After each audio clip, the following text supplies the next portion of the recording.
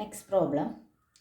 From the following balance sheet, SR Limited prepare a cash flow statement. SR Limited പ്രാവശ്യം എക്സാമിന് വന്നിട്ടുള്ളതാണ് cash flow statement. അതിനകത്ത് നമുക്ക് share capital വന്നിട്ടുണ്ട്, reserves and surplus വന്നിട്ടുണ്ട്, അതുപോലെ നോൺ കറണ്ട് ലൈബിലിറ്റീസ് വന്നിട്ടുണ്ട്, പിന്നെ ഫിക്സഡ് അസെറ്റ്, അതേപോലെ ഇൻവെൻട്രീസ് ഒക്കെ തന്നിട്ടുണ്ട്. പിന്നെ നോട്ട്സ് ടു അക്കൗണ്ടിൽ എന്തൊക്കെ ടൈപ്പ് ഷെയർ ആണ് എല്ലാവരും ഇലാബറേറ്റ് ചെയ്ത് തന്നിട്ടുണ്ട്. റിസർവ്സ് ആൻഡ് സർപ്ലസിൽ എന്തൊക്കെ വന്നിട്ടുണ്ട്, പ്രോഫിറ്റ് ആൻഡ് ലോസ് അക്കൗണ്ട് വന്നിട്ടുണ്ട്, അതേപോലെ തന്നെ ജനറൽ റിസർവ് വന്നിട്ടുണ്ട്. ഷെയർ ക്യാപിറ്റലിലാണെങ്കിലോ പ്രിഫറൻസ് ഷെയർ, ഇക്വിറ്റി ഷെയറും ഉണ്ട്. ദെൻ ട്രേഡ് പേയബിൾസിൽ ക്രെഡിറ്റേഴ്സും ബിൽസ് പേയബിളും ഉണ്ട്. പിന്നെ ഷോർട്ട് ടേം പ്രൊവിഷൻസിൽ പ്രൊപ്പോസ് ഡിവിഡൻറ്റും പ്രൊവിഷൻ ഫോർ ടാക്സും ഉണ്ട്.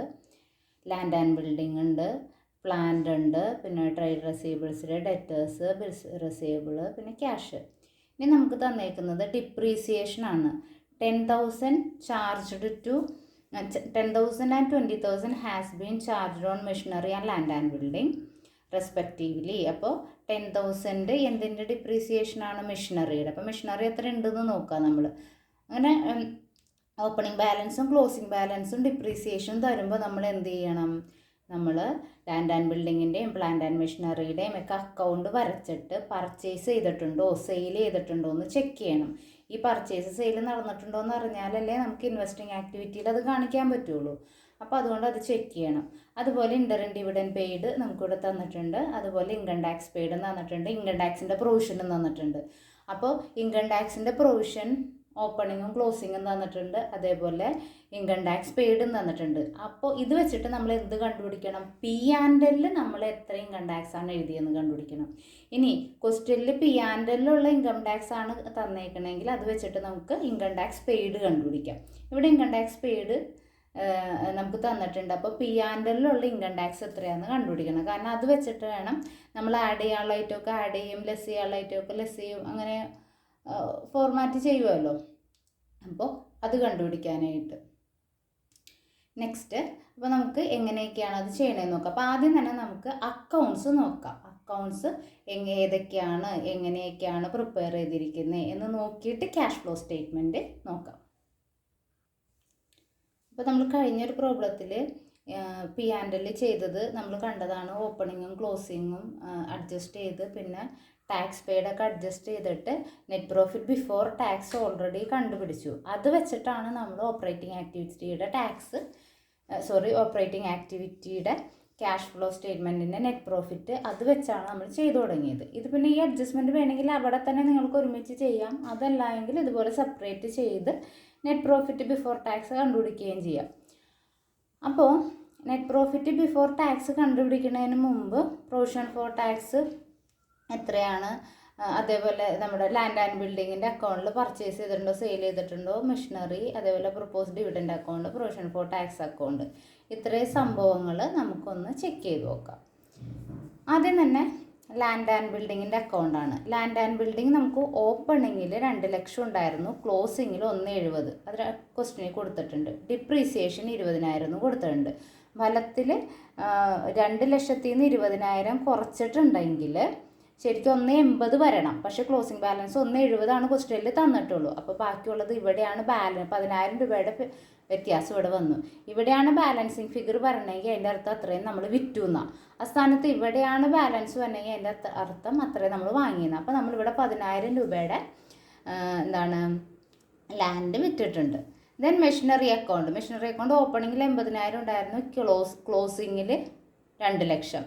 ഡിപ്രീസിയേഷൻ 10,000 എന്ന് നമ്മളോട് പറഞ്ഞിട്ടുണ്ട്. അപ്പോൾ 80,000 നിന്ന് 10,000 കുറച്ചാൽ ശരിക്കും 70,000 വരാൻ പാടുള്ളൂ. പക്ഷേ ക്ലോസിങ്ങിൽ എത്രയുണ്ട്? 2 ലക്ഷം ഉണ്ട്. അപ്പോൾ അതിൻ്റെ അർത്ഥം എന്താണ്? നമ്മൾ വീണ്ടും പർച്ചേസ് ചെയ്തിട്ടുണ്ട്. അപ്പോൾ ഈ ടോട്ടലിൽ നിന്ന് ഈ 80,000 കുറച്ച് 130 ക്യാഷ് പർച്ചേസ് നമ്മൾ നടത്തിയിട്ടുണ്ട്. അപ്പോൾ ഇങ്ങനൊരു ക്വസ്റ്റ്യൻ തരുമ്പോൾ ഓപ്പണിംഗ് ഡേറ്റിൽ, അതായത് 2 വർഷത്തെ ഡീറ്റെയിൽസ് എന്തായാലും തന്നിട്ടുണ്ടാവില്ല. അപ്പോൾ ഓപ്പണിംഗ് ഡേറ്റിലെയും ക്ലോസിംഗ് ഡേറ്റിലെയും ഡീറ്റെയിൽസ് നോക്കിയിട്ട് ഡിപ്രീസിയേഷൻ തന്നിട്ടുണ്ടെങ്കിൽ ഡിപ്രീസിയേഷൻ കുറച്ചിട്ട് കിട്ടുന്ന തുക തന്നെയാണോ ക്ലോസിങ്ങിലെന്ന് നോക്കുക. ആ തുകയേക്കാൾ കുറവാണ് ക്ലോസിങ്ങിൽ കിടക്കണമെങ്കിൽ അതിനകത്ത് അത്രയും വിറ്റിട്ടുണ്ടെന്ന്. ആ തുകയേക്കാൾ കൂടുതലാണ് ക്ലോസിംഗ് ഡേറ്റിൽ കിടക്കണമെങ്കിൽ അതിൻ്റെ അർത്ഥം അത്രയും നമ്മൾ വാങ്ങിച്ചിട്ടുണ്ടെന്ന്. ഈ ഡിപ്രീസിയേഷൻ ഒന്നും അഡ്ജസ്റ്റ്മെൻറ്റിൽ ഇല്ലെങ്കിൽ ജസ്റ്റ് കമ്പയർ ചെയ്തിട്ട് ആ ഡിഫറൻസ് കൂടുതലാണെങ്കിൽ നമ്മൾ വാങ്ങിച്ചിട്ടുണ്ട്, കുറവാണെങ്കിൽ നമ്മൾ വിറ്റിട്ടിടുന്നത് നേരെ നമുക്ക് കണ്ടുപിടിക്കാൻ പറ്റും. അപ്പോൾ ഡിപ്രീസിയേഷനും കൂടി ഉണ്ടെങ്കിൽ ഇതുപോലെ അക്കൗണ്ട് വരച്ച് എത്രയാണെന്ന് കണ്ടുപിടിക്കാം. ഇനി പ്രൊപ്പോസ്ഡ് ഡിവിഡൻഡ് അക്കൗണ്ടിൽ അത് വരയ്ക്കണമെന്നില്ല, കാരണം 2 വർഷത്തെ ഡീറ്റെയിൽസ് മാത്രമേ തന്നിട്ടുള്ളൂ. അപ്പോൾ അതിൻ്റെ അർത്ഥം എന്താണ്, ബാലൻസ് BYD 42,000 അപ്പോൾ ഈ വർഷം നമ്മൾ 42,000-ൻ്റെ തന്നെ നമ്മൾ എന്ത് ചെയ്യും, കൊടുക്കും. ഇനി ബാലൻസ് CBD 50,000, ബാക്കി P&Lലേക്ക് 50,000 നമ്മൾ കാണിക്കും, കാരണം അത് അടുത്ത വർഷം കൊടുക്കാനുള്ളതാണ്. പ്രത്യേകിച്ച് അവിടെ അഡ്ജസ്റ്റ്മെൻ്റ് ഒന്നും ഇല്ല. അപ്പോൾ നിങ്ങൾക്ക് ബുദ്ധിമുട്ടാണ് എന്നുണ്ടെങ്കിൽ നിങ്ങൾ എന്ത് ചെയ്താൽ മതി, ഈ 2 അക്കൗണ്ടും വരയ്ക്കുക, പ്രൊവിഷൻ ഫോർ ടാക്സിൻ്റെ അക്കൗണ്ടും വരയ്ക്കുക. പ്രൊവിഷൻ ഫോർ ടാക്സ് ഓപ്പണിങ്ങും തന്നിട്ടുണ്ട്, നമുക്ക് ക്ലോസിങ്ങും തന്നിട്ടുണ്ട്, ടാക്സ് പെയ്ഡും തന്നിട്ടുണ്ട്. അപ്പോൾ ഈ ടോട്ടലിൽ നിന്ന് ഈ ടോട്ടൽ കുറച്ച് കിട്ടുന്നത് പ്രോഫിറ്റ് ആൻഡ് ലോസ് അക്കൗണ്ടിൽ കാണിച്ചിരിക്കുന്ന ടാക്സ് ആയിരിക്കും, അത് 45,000. അതായത് പ്രോഫിറ്റ് ആൻഡ് ലോസ് അക്കൗണ്ട് നമ്മൾ ഓൾറെഡി കുറച്ച ടാക്സ് ആയിരിക്കും. ഇനി നമ്മൾ നോക്കിയേ ക്ലോസിങ് P&L, അതായത് നമ്മൾക്ക് നോട്ട് സ്റ്റോക്ക് അക്കൗണ്ടിലോ പ്രോഫിറ്റ് ആൻഡ് ലോസ് അക്കൗണ്ടിൻ്റെ ഓപ്പണിങ്ങും ക്ലോസിങ്ങും 2 വർഷത്തെ നമുക്ക് തന്നിട്ടുണ്ട്. നോട്ട് സ്റ്റോക്ക് അക്കൗണ്ടിൽ വ്യക്തമായിട്ട് ഇത് കാണിച്ചിട്ടുണ്ട്. അപ്പോൾ ക്ലോസിങ് 48, ഓപ്പണിങ് 30, അപ്പോൾ ബാലൻസ് എത്ര, 18. ഇനി ജനറൽ റിസർവിൻ്റെ ഡീറ്റെയിൽസ് തന്നിട്ടുണ്ട്. അപ്പോൾ ജനറൽ റിസർവ് ഓപ്പണിങ്ങിൽ കുറവും ക്ലോസിങ്ങിൽ കൂടുതലാണെങ്കിൽ അതിൻ്റെ മീനിങ് എന്താ, അത്രയും കൂടി അങ്ങോട്ടേക്ക് ട്രാൻസ്ഫർ ചെയ്തു. അപ്പോൾ ട്രാൻസ്ഫർ ടു ജനറൽ റിസർവ് നമ്മളിവിടെ ആഡ് ചെയ്യും. ഇൻ്ററിം ഡിവിഡൻഡ് പേ ചെയ്തു എന്നിട്ടുണ്ട്, അത് ആഡ് ചെയ്യും. പ്രൊപ്പോസ്ഡ് ഫൈനൽ ഡിവിഡൻഡ്, അതായത് ഈ വർഷത്തെ എത്രയാണ്, 50,000, അത് നമ്മൾ ആഡ് ചെയ്യും. പിന്നെ ഇവിടെ പ്രൊവിഷൻ ഫോർ ടാക്സിൽ കണ്ടുപിടിച്ച് ഈ 45,000, ആ 45 ഇത് തൗസൻഡ്സിലാണ് കൊടുത്തേക്കണത്, അതുകൊണ്ടാണ് സീറോസ് കാണിക്കാത്തത്.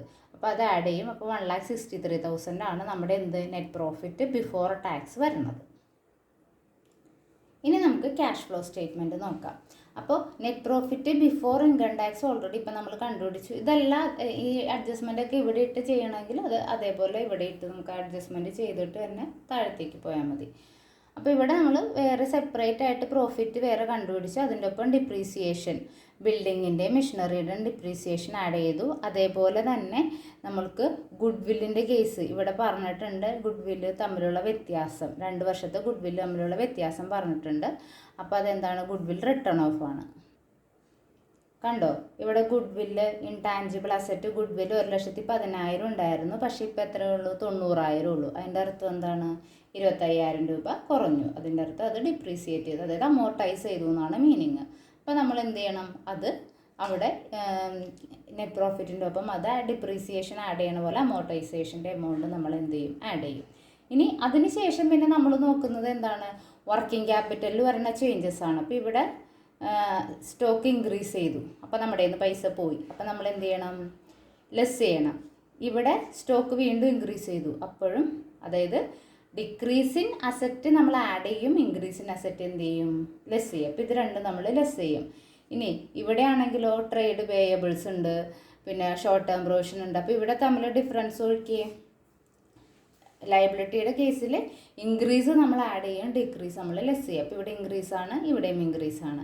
അപ്പോൾ നമ്മൾ അതെന്ത് ചെയ്യും, ആഡ് ചെയ്യും. അപ്പോൾ ഇനി നമുക്ക് ക്യാഷ് ഫ്ലോ സ്റ്റേറ്റ്മെൻറ്റ് നോക്കാം. അപ്പോൾ നമ്മൾ ഗുഡ് വില്ല് റൈറ്റ് ഓഫ് ചെയ്തു, അപ്പോൾ നമുക്കൊരു ഉത്തരം കിട്ടി. പിന്നെ increase in debtors, increase in stock നമ്മൾ ലെസ് ചെയ്തു. ഇൻക്രീസ് പിന്നെ അതേപോലെ ബിൽസ് റെസീവബിൾ ഇൻക്രീസ് ചെയ്ത് അതും നമ്മൾ ലെസ് ചെയ്തു. ബിൽസ് പേയബിൾ ഡിക്രീസ് ചെയ്തു, അതും നമ്മൾ ലെസ് ചെയ്തു. പക്ഷേ ഇൻക്രീസ് ഇൻ ക്രെഡിറ്റർ ഉണ്ടായിരുന്നു, അത് നമ്മൾ ആഡ് ചെയ്തു. അപ്പോൾ നമുക്ക് ക്യാഷ് ജനറേറ്റഡ് ഫ്രം ഓപ്പറേഷൻ കിട്ടി. അതിൽ നിന്ന് ഇൻകം ടാക്സ് പെയ്ഡ് നമ്മൾ ലെസ് ചെയ്തപ്പോൾ ഓപ്പറേറ്റിംഗ് ആക്ടിവിറ്റി എന്നുള്ള ക്യാഷ് ഫ്ലോ കിട്ടി. ഇനി നമ്മൾ നോക്കേണ്ടത് എന്താണ്, ഇൻവെസ്റ്റിംഗ് ആക്ടിവിറ്റി. ഓൾറെഡി നമ്മൾ എന്താണ് നമ്മളുടെ ബോക്സ് വരച്ച് ബിൽഡിംഗ് അക്കൗണ്ടും മെഷീനറി അക്കൗണ്ടും ഒക്കെ വരച്ച് നമ്മൾ പർച്ചേസും സെയിലും ഉണ്ടോ എന്ന് നോക്കി. അപ്പം മെഷീനറി നമ്മൾ പർച്ചേസ് ചെയ്തു എന്നും അതേപോലെ തന്നെ ലാൻഡ് ആൻഡ് ബിൽഡിംഗ് 10,000 നമ്മൾ വിറ്റു എന്നും നമുക്ക് മനസ്സിലായി. അപ്പോൾ ആ 2 അഡ്ജസ്റ്റ്മെൻറ്റ് ഇവിടെ ചെയ്ത് കഴിഞ്ഞാൽ 120 മൈനസ് ഫിഗർ കിട്ടും. ഇനി അടുത്തത് എന്താണ്, ക്യാഷ് ഫ്ലോ ഫ്രം ഫിനാൻസിങ്. അപ്പോൾ നമ്മൾ നോക്കേണ്ടത് ഏതൊക്കെയാണ്, share, preference share, dividend paid, final dividend paid, അങ്ങനെയുള്ള ആക്ടിവിറ്റീസാണ് നോക്കേണ്ടത്. അപ്പോൾ നമുക്കത് എന്തൊക്കെയാണെന്ന് നോക്കാം. ഇവിടെ ഷെയർ ക്യാപിറ്റൽ നോക്കിയേ, ഷെയർ ക്യാപിറ്റൽ 1,50,000, ഷെയർ ക്യാപിറ്റൽ 1,50,000 എന്നുള്ളത് 1 lakh ആയി. അപ്പോൾ അതിൻ്റെ അർത്ഥം എന്താണ്, 50,000 രൂപയുടെ പ്രിഫറൻസ് ഷെയർ റിഡീം ചെയ്തു, അത് നമ്മൾ തിരിച്ചു കൊടുത്തു. പിന്നെ ഇത് 3 ലക്ഷം എന്നുള്ളത് 4 ലക്ഷമായി. അപ്പോൾ എന്താണ് 1,00,000 രൂപ ഇവിടെ നമുക്ക് കൂടി. പിന്നെ നമ്മളോട് ഇൻ്ററിം ഡിവിഡൻഡ് പേ ചെയ്തു എന്ന് അഡ്ജസ്റ്റ്മെൻറ്റിൽ പറഞ്ഞിട്ടുണ്ട്. അപ്പം നമ്മുടെ കയ്യിൽ നിന്ന് പൈസ പോയി. ഡിവിഡൻഡ് ആയാലും ഇൻട്രസ്റ്റ് ആയാലും പെയ്ഡ് എന്ന് പറഞ്ഞാൽ അത് ഫിനാൻസിങ്ങിൽ നിന്നും, അതേപോലെ റിസീവ്ഡ് എന്ന് പറഞ്ഞിട്ടുണ്ടെങ്കിൽ അത് എവിടെയും കാണിക്കണം, ഇൻവെസ്റ്റിങ്ങിലും കാണിക്കണം. അത് നമ്മൾ ഓൾറെഡി പറഞ്ഞതാണ്. ഇനി നമ്മൾ നോക്കിയേ, ഇവിടെ ക്യാഷ് ഫ്ലോ ഫ്രം ഫിനാൻസിങ് ആക്ടിവിറ്റിയിൽ ഇഷ്യൂ ഓഫ് ഇക്വിറ്റി ഷെയർ 100, പക്ഷേ മറ്റേ പ്രിഫറൻസ് ഷെയർ റിഡീം ചെയ്തു. അതുപോലെ ഡിവിഡൻഡ് 20 കൊടുത്തു. ഇവിടെ ഫൈനൽ ഡിവിഡൻഡ് കൊടുക്കണതായിട്ട് പറയുന്നില്ല, പക്ഷേ നമുക്ക് provision for proposed dividend, provision അല്ല പ്രൊപ്പോസ്ഡ് ഡിവിഡൻഡ് എന്ന് പറഞ്ഞ് കൊടുത്തിട്ടുണ്ട്. അപ്പം നമ്മൾ അസ്യൂം ചെയ്യേണ്ടത് കഴിഞ്ഞ വർഷത്തെ ഡിവിഡൻഡാണ് ഈ വർഷം കൊടുക്കുന്നത്. ഈ വർഷത്തെ പ്രോഫിറ്റിൻ്റെ ഡിവിഡൻഡ് കണ്ടുപിടിക്കുന്നത് അടുത്ത വർഷമാണ് കൊടുക്കുന്നത്. അപ്പോൾ ഓപ്പണിങ്ങിൽ എത്രയുണ്ടായിരുന്നു? 42,000. അപ്പോൾ ആ ഡിവിഡൻഡ് ഇവിടെ കൊടുത്തായിട്ട് അസ്യൂം ചെയ്യും. എന്നിട്ട് ഇവിടെ നമുക്ക് 12 രൂപ മൈനസ് ഫിഗർ കിട്ടും, അതായത് 12,000. ഇനി എന്ത് ചെയ്യണം? ഇതിൽ നിന്ന് ഇത് രണ്ടും കുറയ്ക്കണം. പക്ഷെ നോക്കി, ഇത് രണ്ടും കൂടി നോക്കുമ്പോൾ 132 കിട്ടും. 132 നിന്ന് 125 കുറയ്ക്കുമ്പോൾ എത്ര കിട്ടും? 7 കിട്ടും.